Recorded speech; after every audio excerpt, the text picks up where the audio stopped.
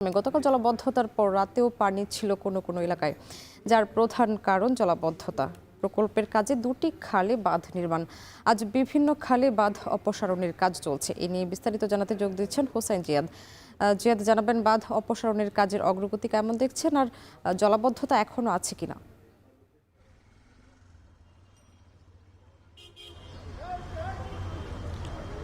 সাম্মি, মূলত কিছু কিছু জায়গায় সড়কে, বিশেষ করে আমি এখন যেখানে আছি প্রবর্তক মোড়, সেখানে সড়কে এখনও কিছু অংশে পানি রয়ে গেছে।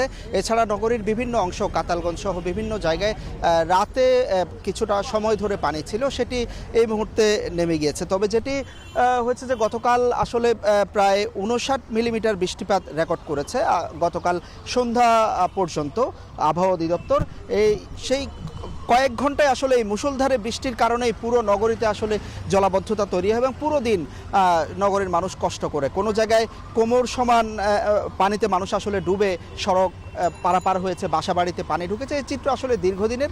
আমরা এই বিষয়ে কথা বলেছিলাম, কারণ বলা হচ্ছে বারবার যে জলাবদ্ধতা প্রকল্পের কাজ প্রায় শেষ হয়েছে, 70% বেশি কাজ হয়েছে, তারপরও কেন এই পরিমাণ পানি, সে প্রশ্ন ছিল দিনভর নগরবাসীর। আমরা দেখেছি যে বিভিন্ন জায়গায় মেয়র সহ নগরের যারা কর্তা রয়েছেন তারা পরিদর্শন করেছেন, আজকেও তারা পরিদর্শন করছেন। মূল কারণ হিসাবে তারা বলছেন যে নগরীর হিজড়া খাল এবং জামাল খান খাল, এটি বিভিন্ন ওয়ার্ড ধরে আসলে গিয়েছে, বিভিন্ন ওয়ার্ড হয়ে গিয়ে তারপর কর্ণফুলী নদীতে পড়েছে। অন্তত 10টি ওয়ার্ডের উপর দিয়ে এই দুটি খাল গিয়েছে, যেখানে এখনো কাজ চলছে।